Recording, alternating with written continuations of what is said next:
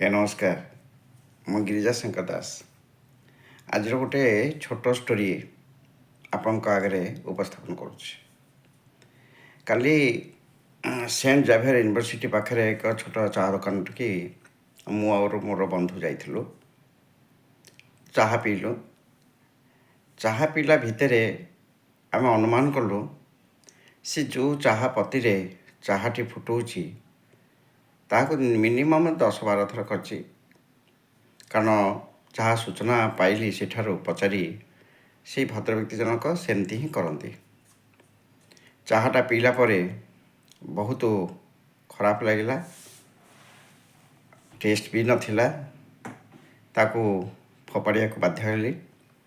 Actually ବାରମ୍ବାର ଚାହାଟାକୁ ଫୁଟେଇକି କଲେ ଆମ ଶରୀରରେ ବହୁତ କୁପ୍ରଭାବ ପଡ଼େ।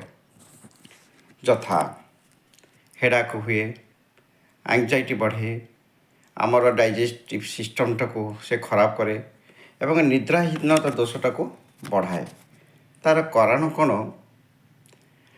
ତା'ର କାରଣ ଆମ ଦେହରେ ଯେଉଁ ଭଲ ବ୍ୟାକ୍ଟେରିଆଟା ଅଛି ସେଇଟାକୁ ମାରିଦିଏ। ଆମର ଇଏଟାକୁ କରେ, ଯେଉଁ ବ୍ୟାକ୍ଟେରିଆ, ଖରାପ ବ୍ୟାକ୍ଟେରିଆକୁ ଗ୍ରୋଥ୍ କରେ। ତାପରେ ଆମର ନ୍ୟୁଟ୍ରିସନ୍, ଆମର ପ୍ରତ୍ୟେକ ଲୋକର ଶରୀରରେ କିଛି କିଛି ନ୍ୟୁଟ୍ରିସନ୍ ଅଛି। ସେ ନ୍ୟୁଟ୍ରିସନ୍ର ପରିମାଣଟାକୁ ସେ କମାଇ ଦେଇଥାଏ। ମେଡ଼ିକାଲ ତଥ୍ୟ ଅନୁଯାୟୀ ଗୋଟେ ଚାହା ପତିକି 2 ଥର ଫୁଟେଇଲେ ଯଥେଷ୍ଟ। ମୋର୍ ଦାନ୍ 5 times ବ୍ୟାଡ୍ ଫର୍ ହେଲ୍ଥ। ଏ ହେଲା ହେଲ୍ଥ ଇସ୍ୟୁ।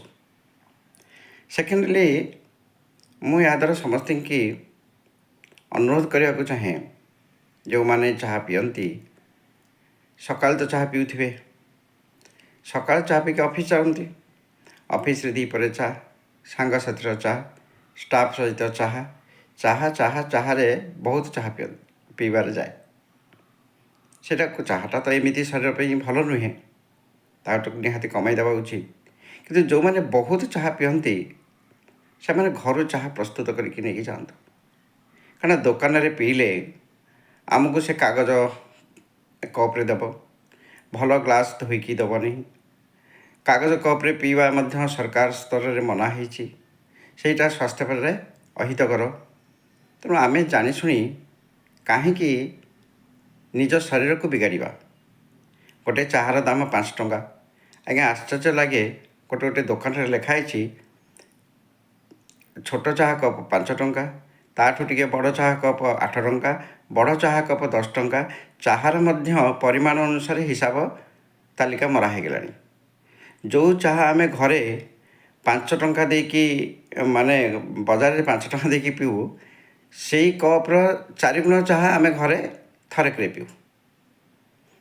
ତାହେଲେ ଆମେ ଗୋଟେ ଥର୍ମୋଫ୍ଲାସ୍କଟେ ଛୋଟ, ଯେତିକି ସମୟ ଆମେ ଯେତିକି ଥର ଆମେ ଚାହା ପିଇବା, ସେତିକି ଚାହା ଆମେ ଥର୍ମୋଫ୍ଲାସ୍କ ନେଇଗଲେ ଆମର ପଇସାଟା ବି ସଞ୍ଚୟ ହେଇଯାଆନ୍ତା। ଦିନକୁ ମୁଁ ଯଦି 10 ଥର ଚା ପିଇଲି 50 ଟଙ୍କା, ମାସକୁ 1,500 ଟଙ୍କା ମୁଁ ସେଭ୍ କଲି। ସ୍ୱାସ୍ଥ୍ୟ ବି ଠିକ୍ ରହିଲା, ପଇସା ବି କମ୍ ପଇସାରେ ମଧ୍ୟ ଆମେ ପ୍ରସ୍ତୁତ କରିକି ଯାଇପାରିଲେ। କାହିଁକି କରିବାନି? କାହିଁକି ଆମେ ଛକରେ 5 ଜଣଙ୍କ ପାଖରେ ଠିଆ ହେବା, ତାଙ୍କର ଗାଳି ଗୁଲଜ ହେବା? ଆଜିକାଲି ତ ଚାହା ଦୋକାନ ପାଖରେ ଜାଣୁଛନ୍ତି, ଶୁଣୁଛନ୍ତି କିପରି ଭାବରେ କେଉଁ ଲୋକମାନେ ଆସନ୍ତି, ଗପସପ ମାରନ୍ତି। ସେଇଥିରୁ ଚାହା ପିଇ ମଧ୍ୟ ସରକାରୀ ସ୍ତର କଥା ଆଲୋଚନା ହୁଏ, ରାଜନୈତିକ ସ୍ତର ଆଲୋଚନା ହୁଏ, ଯୁକ୍ତିତର୍କ ହୁଏ, ଚାହାବାଲା ସହିତ ବେଳେବେଳେ ବଚାସ ମଧ୍ୟ ହୁଏ। ଏସବୁ ଆଭଏଡ଼ କରିବା ପାଇଁକା ଆମେ ଘରୁ ଚାହା ନେଇକି ଗଲେ କ'ଣ ଖରାପ ଅଛି? ସ୍ୱାସ୍ଥ୍ୟ ତ ଭଲ ରହିବ, ପଇସାଟା ବି ଆମ ପାଖରେ ସଞ୍ଚୟ ହେଇକି ରହିବ ଏବଂ ଆମେ ନିଜ ଦେହକୁ ଉପଯୁକ୍ତ ସେବା ବି ପ୍ରଦାନ କରିପାରିବା। ଘରୁ ଚାହା ନେଇକି ଯଦି ଅଫିସ୍ରେ କରିକି ପିଇବାର ଅଛି, ଆମେ ବାହାରକୁ ଯାଉଛୁ, ତାକୁ ମଧ୍ୟ ଆମ ଘରୋଇ ଚାଟା ମଧ୍ୟ ପିଆଇ ପାରିବା। ଆମ ଦେଖାଦେଖି ଆଉ 15 ଜଣ ମଧ୍ୟ 50 ଜଣ ମଧ୍ୟ ସେମାନେ ଚାହା ପ୍ରସ୍ତୁତ କରିକି ଘରୁ ଆଣିଥିବେ ଏବଂ ଗୋଟେ ପ୍ରକାର ଖୁସିର ମାହୋଲ ହେବ। ତେଣୁ ମୋର ଅନୁରୋଧ, ଆପଣ ଏହା ଯଦି କରନ୍ତି ତାହେଲେ ସର୍ବୋତ୍ତମ।